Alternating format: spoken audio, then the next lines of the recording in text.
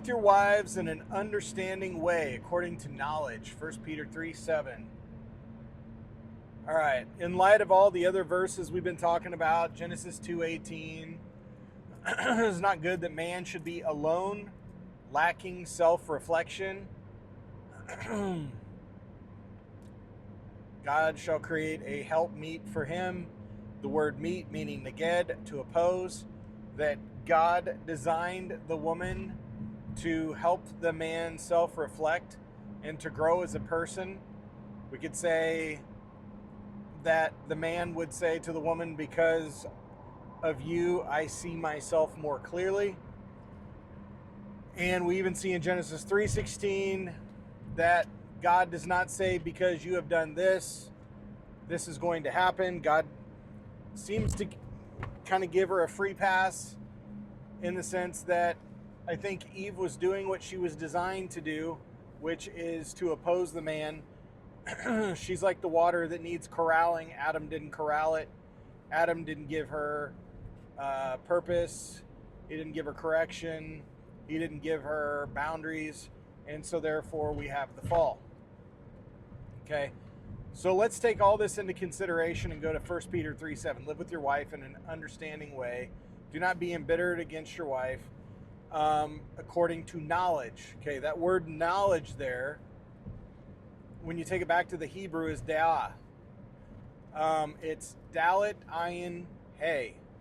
Okay, dalet symbolizes law and instruction.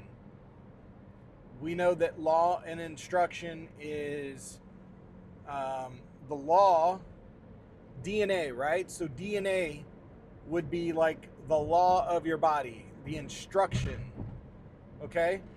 So if Eve was made with the purpose of opposing Adam, if woman was made to oppose the man in order for the man to have to learn how to lead her and guide her, and like a leader has to be tested. So if God made the woman to be the pushback or like the weights, so to speak, like in the gym, then he's saying, do not be embittered against your wife, and do not be embittered against her, and live with her in an understanding way, for she is the weaker vessel. Okay? All of that makes sense when you look at this and say, if Eve was created to oppose Adam, and it's Adam's job to overcome the opposition and to learn how to lead because of her opposition, then it's saying, do not become embittered with your wife because she's designed that way. Now think about the implications of this. So all the guys that I talk to and that I've counseled, that they are upset with their wife, and my wife is a B word. She's, she nags constantly, and she's, always throwing some shit in my face, and she's always like, angry and bitter and resentful, all these things, right? But she's only doing that because the man is not teaching her. He's not molding her and shaping her into the woman that God wanted the man to make her. Man was given the role to mold her and shape her. And if you're not doing the job to mold her and shape her, she's going to be like a wild horse. She's like a spoiled child. And you got to think about it. So like, if a child, you can say, I'm a father, I'm a mother, but if you don't have a child, then you're really not a mother or a father because you haven't been tested. So having a child, that child is going to test you. I want a bowl of Skittles for dinner, and you have to say, no, you're not having the bowl of Skittles for dinner. And that's what Eve was designed to do, was to push back against Adam. She was designed to test him. And that first test came pretty quick when she was tempted, and Adam just sat back and did nothing. But it's easy. You even see this in Genesis 3:17. God said, or it wasn't that. I'm sorry. God gives the consequences in 3:17. But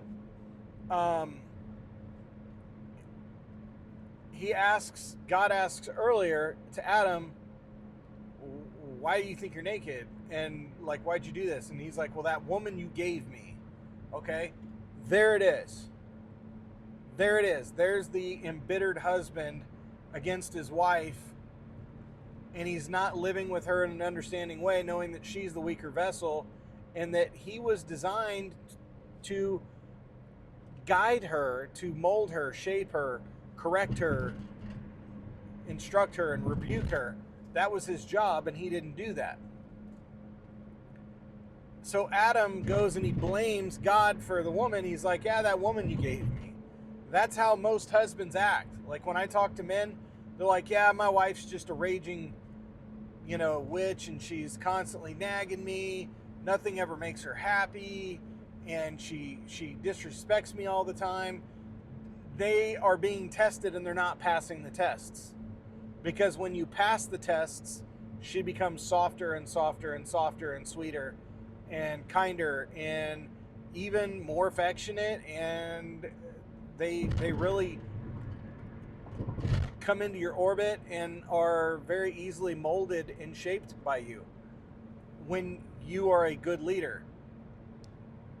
And it sounds like when he says to live with your wives in an understanding way, do not become embittered against them. I think it's Colossians 3 something or other too. But live with them in an understanding way according to knowledge. Knowledge would be her purpose, her design. Live with her in an understanding way according to her initial design and construction. Why she was made a certain way. She was made to test you. So if you go into marriage with the idea that when you get married, if you have an expectation that you're going to be tested and you're going to be tried, you're not going to have this nasty, negative view of your wife as some naggy woman because you're like, oh, okay, yeah, she's designed this way. I just have to get my stuff together so that she grows out of that. But she's always going to test you. Like, that's never going to stop. Like, doesn't matter how awesome of a man you become, if you are in the image of God, you are still going to be tested. Doesn't matter how good you are. She's still going to test you. She has to, because it's in her nature. The tests will become less frequent and less severe. The longer, the better and better and better you do, the more that you respond to those tests in a way that you pass them, and she finds security and safety, and she, the attraction. Over time, they'll become less frequent and less intense. But they're always going to be there because she's designed in that manner.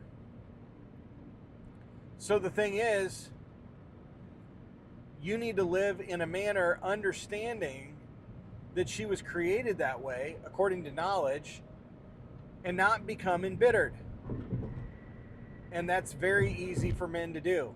So the point of this video is to tell you, if you go into marriage with the proper expectations that you're going to be tested, it's going to be harder to become embittered and resentful of your wife, because you'll be like, oh, she's just doing what God created her to do, and I just got to man up, and I've got to, hit this out of the ballpark, so to speak. But she's designed in that manner in order to make you a better man. So live with your wife in an understanding way according to knowledge. Do not be embittered against your wife. Do not become bitter and resentful towards her because she's simply just doing what she's supposed to do. And that's the whole point. Ties in to everything we've been talking about. The whole Genesis 2:18, it's not good for man to be alone. It's good for you. It's good for you to have pushback, my friend. It's good for you to have a woman nagging your ass. Because when you learn how to respond to that naggy woman, when you learn how to respond to disrespect, how to handle it, Hosea 5:15, Proverbs 28:9, when you learn those things, she responds to them. All right, so I am going to include a video at the end of this if I can make it work, and just to show you exactly what I mean. But don't become bitter against your wife because she's doing what God programmed her to do. It's kind of hard to get mad at a fork when you're trying to eat soup because it won't hold water and be like, that damn fork, a piece of shit fork. You wouldn't do that because that's just silliness, because the fork was designed to stab and to put in your mouth. It's not designed to hold water. In the same way, your wife was designed to test you, and it's your job to rise to the occasion, not to be an Adam, not to sit by and watch her do dumb shit, not to sit by and watch her go on girls' nights out, and you know, it's your job to create boundaries, to enforce boundaries, to teach her, instruct her, guide her, mold her, shape her. So anyway, we'll see you in the next one.